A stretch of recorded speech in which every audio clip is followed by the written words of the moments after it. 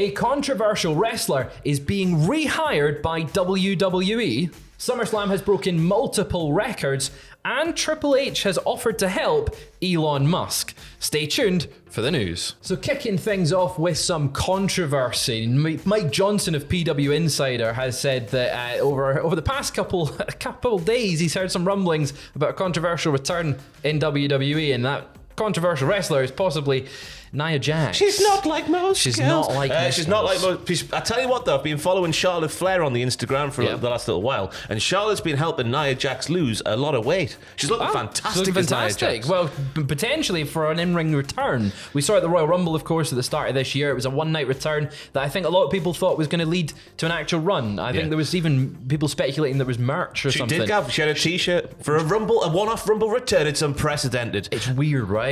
But maybe this could signal that she's maybe coming back to the company, or they had plans that were maybe delayed, possibly by that hiring freeze that's been in place.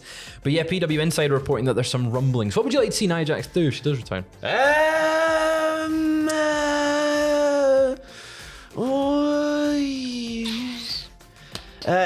Give Piper Niven a big win.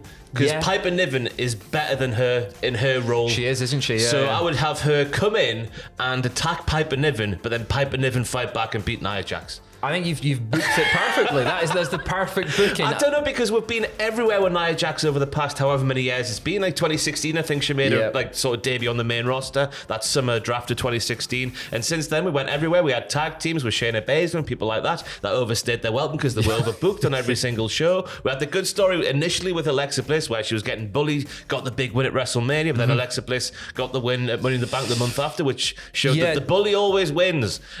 So I honestly don't know what to say, Fraser, to answer that question. I mean, we mentioned the tag team titles. We know that we were said in the first video, you know, the titles are vacated at the moment. Sonya Deville's got an injury.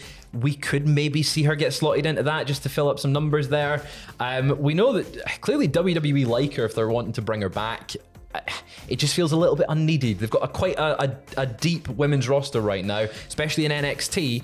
You could utilize some of the talents that are there rather than bringing back Nia. Yeah, big time. She was released back in November of 2021, which I can't believe was that long ago. It's nearly going on 2 years, Fraser. Right, time is running away from us all. But moving over to SummerSlam just now, it's actually broken quite a few records. It was a fairly massive SummerSlam. What's the news? They announced, the WWE announced that SummerSlam emanated from Ford Field in Detroit, became the most watched and highest grossing SummerSlam in company history. The premium live event set new records for viewership, gate, sponsorship, and merchandise. Ooh, it's a big, a lot of money was spent that weekend. This is a bit of a, obviously the viewership is fantastic. The sponsorship, I guess, for them is good. Not so much for the fans who don't like adverts. But in terms of like the gate, that's just we've charged more money and more people have paid more money. So when we're sat in the media scrum for Money in the Bank, and Triple H is like, this is the highest grossing gate ever, and it's like, well, yeah, because you charge like a lot of money, £700 a ticket. But yeah, so it looks like they had 59,000 people there. There's going to be a lot of money spent, and tickets were very pricey for SummerSlam. Yeah, a gate of $8.5 million, in case you're interested, which is the largest gate for any non-WrestleMania event ever. It was the most watched SummerSlam in company history, and among the top 3 audiences in the history of WWE on the Peacock. And that's Peacock will definitely be boosting those views, because you know you've got a whole audience there that just goes, oh, there's this on, I'll pop that on.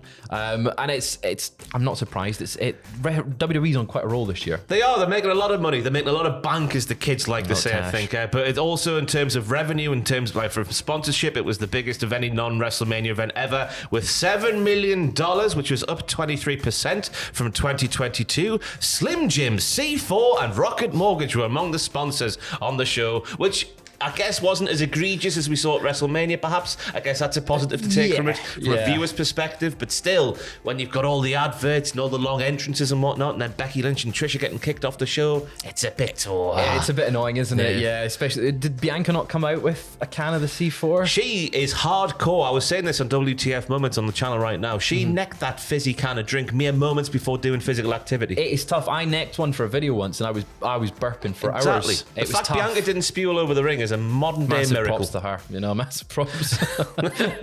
But moving over to, I'm a big gamer.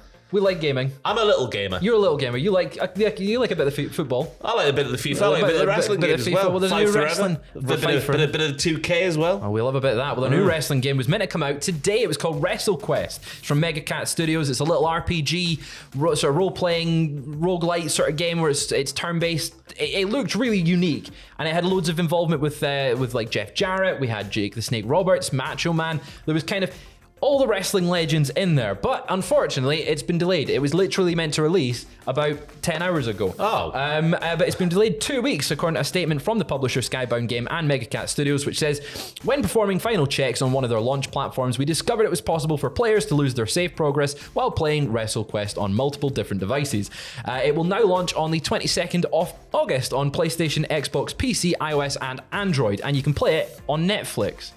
How? So if you've got Netflix on your phone, you can play the game. So it's not like Bear Grylls where it's like, oh, I need to go through the forest here and you need to pick my path. It's not that, thankfully. It's not Bandersnatch or Bear Grylls. It's an actual game you can download. I'm very excited for it. Tom Campbell recently spoke with developers of the game and Jeff Jarrett, who's actually featured in the game. So you can check that out on the podcast feed right now. Are you excited for WrestleQuest? I'm excited for it. I was very excited this morning. I went onto my phone to download it on Netflix, and I'm like, where is it? And I turned to Aiden, and he was like, oh yeah, they've just delayed it. It's been 2 weeks. Oh yes. Oh yeah. Two weeks. It's been delayed. But stay with WWE just now. We've got some news on potential holding tryouts for potential new signees. I got it out eventually. ESPN reporting WWE held tryouts on Wednesday for 40 current and former college athletes, including 15 football players, ahead of Saturday's SummerSlam at Ford Field. This seems to be like a thing they regularly do. Getting some folk. Tell me a little bit about who was there. The group of former college football players included Colin Schooler, a linebacker at Arizona and Texas Tech who ranked 6th. I feel like Jim Ross now. Yeah. He was at Arizona and Texas Tech, who ranked 6th in the FBS career tackles chart with 482. I know what that which sounds fantastic. And Chance Little with a Y and not an I, an offensive lineman at Duke and Colorado who has a background in singing opera. He should not have made that known before getting into the wrestling business. No, that's He's going to be Aiden English Mark II. You've ruined your career already. Not saying that Aiden English did, but you know, I assume he wants to be like The Rock or Stone Cold. He wants to be a big deal. Exactly. For Rusev. Other notable names include Cordell Norfleet, a 4-time Pac-12 champion at Arizona State, gymnast Amara Cunningham, a first-team All-Pac-12 selection at Washington, Destiny Brown, an All-American sprinter at USC, Roger Stoner, a fantastic name. An All-America thrower at Arkansas, and Cindy Watts, a basketball player at Navy and the granddaughter of former the Hall of Famer, I should say, Bill Watts. That's cool. We know one thing about her then. She will not be coming off the top rope. No.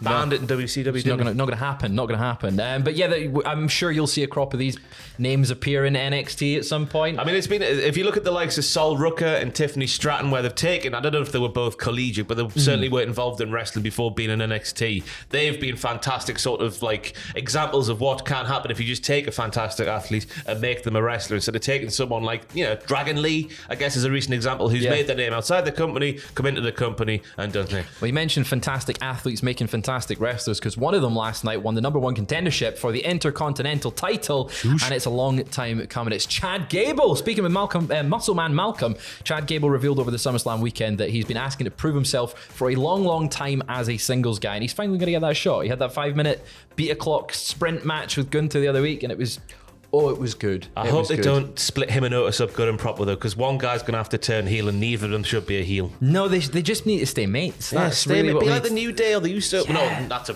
weird thing to say, Ross. You know what I mean? The Usos before Saturday. Before Saturday. I'm excited to see what Gable and Gunther does. This could be the guy that beats him. It could be Chad Gable. If they book him right, the crowd are going to get on side with him because he is fantastic. He's one of those lads who you just organically want to cheer because he is that entertaining and also a badass. He's so fun to watch. Even as a heel, he was like getting the cheers of the whole crowd. I'm excited to see what him and Gunther do. But we're going to end on something that's less exciting. Elon Musk. Triple H has responded to Elon Musk on Twitter. What was he saying, Ross? Well, there was a picture, I think, of Jey Uso flying through the air towards Roman Reigns' body on the mat, and Elon Musk said, because he's apparently there's going to be a fight fight between him and Zuckerberg. Him and Zuck, yeah. Yeah, up the Zuck. I don't know if that was, I don't know. But Jey Uso's flying through the air, and Elon Musk basically tweeted, I'm going to go with the WWE with my fighting style. So tope, suicidas, and all sorts from Elon Musk. Just loads of super kicks. And then that kiss-ass Triple H replied, say the word, Elon Musk. I know a thing or two about making an X sign while showing that old crotch-chopping business. WWE's been very quick to adopt the whole X over Twitter. All of their graphics are X now. They've mentioned, this is trending on X. I don't like it. I don't like Twitter, it. It's still Twitter. Will It'll always be the blue bird. But that's all we've got just now for the news. We'll possibly be back later on if there's more news. But right now you can go and check out WTF. What else have you got on the channel? You've got your deep dive from last night. Dive on trying to make sense at the end of the SummerSlam. We look at a couple of possibilities of what might happen on Friday's SmackDown when Jimmy Uso, that bastard, takes the microphone in his hand. So give that a watch and let me know where you think the storyline's going to go. Exactly. Go check all that out and we'll possibly see you later. We will. We're not going to die. Yeah.